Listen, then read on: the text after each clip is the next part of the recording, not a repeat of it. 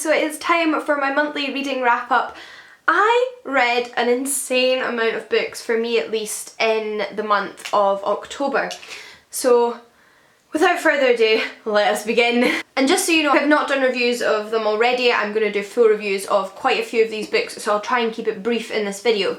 Now, the first book I have was in my monthly favourites, and that is Amanda Palmer's The Art of Asking. This is a non-fiction book by Amanda Palmer, who is the lead singer of the Dresden Dolls, an indie rock band, and she is particularly well known for things like her TED Talk on a similar topic which inspired this book, and the fact that she kickstarted an entire album. She funded a whole album through the website Kickstarter, and is a bit of an advocate for crowdsourcing and collaborative work and helping support artists and things like that, and she's just a fantastic woman. I picked this up on the recommendation of a few friends. It's half her sort of autobiography, it flips backwards forwards in time rather than being chronological, and half kind of advice and what she's learned about supporting artists and asking for help yourself in all areas of life, not just in art and music. I got a lot from this book, a lot more than I was even expecting to. It absolutely blew me away, and after reading a few chapters physically, I decided to download the audiobook, which is read by Amanda Palmer herself, and it also features some of her songs and her singing other people's songs, and it's just phenomenal. There's a physical copy, it has photographs and things like that. Next up, in honour of Halloween, I read Poor Things by Alistair Gray, and I did this with a buddy read with some other booktubers, and it was a lot of fun.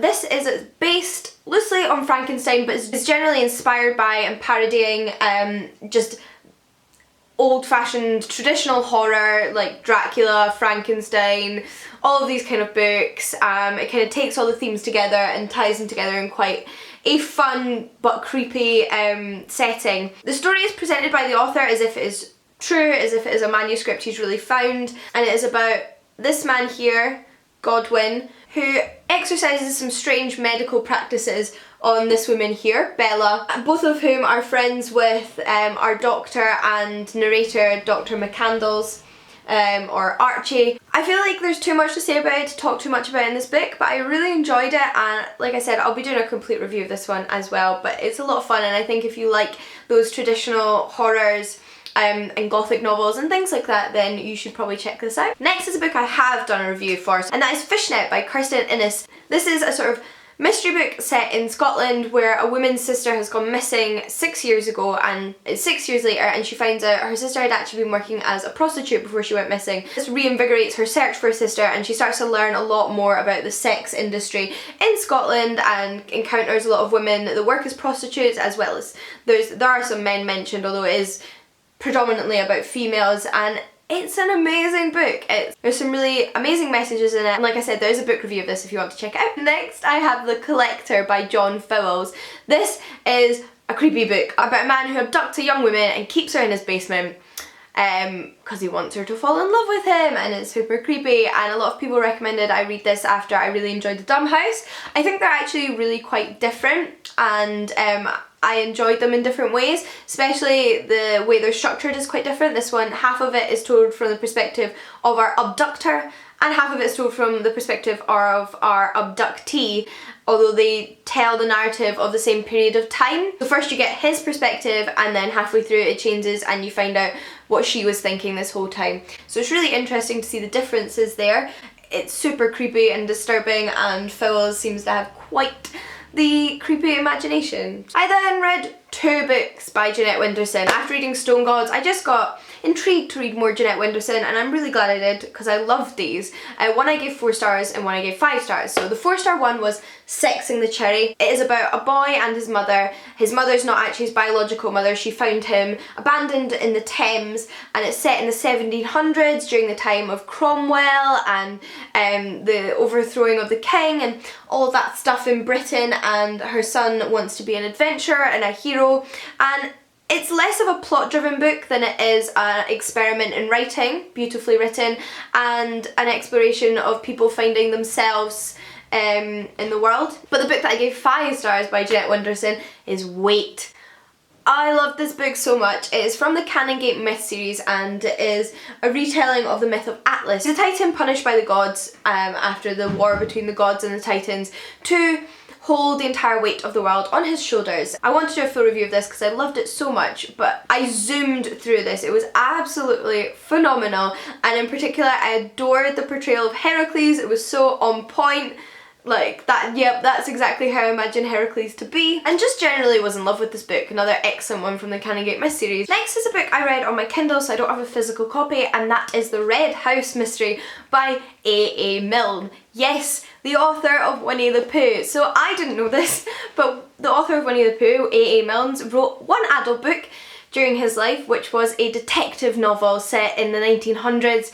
And this book was so much fun, perfect for fans of Sherlock Holmes. There's a lot of references to Sherlock Holmes because obviously this was set in a time after the publication and the popularity of Sherlock Holmes. So the main character makes a lot of references to his style of detective work, and you can tell where the inspiration is, but it's also a little bit mocking the style of Sherlock Holmes and how he solves mysteries.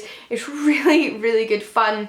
A.A. Milne is quite a witty writer. I find this even when you read Winnie the Pooh as a children's book, it's just well written and quite witty, and I think this is just, I loved this book and can't believe I didn't know it existed until recently. But next is Grief is the Thing with Feathers by Max Porter, which I've also done a review of, so we'll link down below.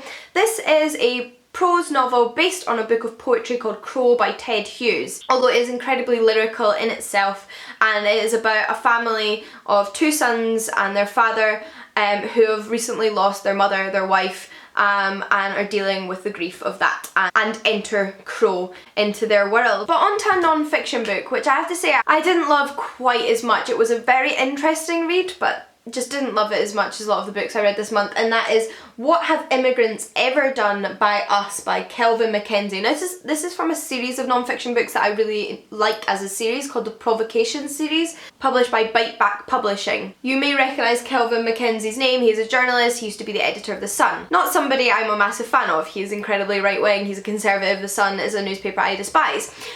Although he himself, one of the things I did enjoy about this book, which is pro-immigration, which is why I wanted to read it, because I too am pro-immigration. It was trying to combat racism and our negative attitudes towards immigrants, and that part of it I really enjoyed. It's also really interesting to read a book from the perspective of someone that used to be anti-immigration and used to be quite racist who had changed their mind. It kind of gave me a little bit of hope. That was positive. However, a lot of the book was conservative Tory propaganda. I am like the complete opposite politically from the Conservative Party, and I think because it came from that perspective, there were some things that he said that I thought were a little bit dodgy. It was a really interesting read and I'm not unhappy I read it, but in the end I had to give it 2 stars. It's one of those situations of, we have the same conclusion, which is immigration is good and we want to support immigrants, but we can't come at it from very different places, and it was that which really upset me about the book. And I think especially if he'd left out his own politics, like if he'd left out this we as the Conservatives, we as the Tories need to do this, do that, it would have been a lot better. It would have just been a lot more of a neutral book for everyone, but it turned it into quite a right-wing book despite being pro-immigration, so I wasn't a massive fan in the end. I then read some graphic novels. The first one is a comic book graphic novel. It's the first volume of Witches, which is a horror graphic novel, and it is very scary. I've read a few other horror graphic novels, and this one in particular was very disturbing. The colours are pretty amazing and really atmospheric.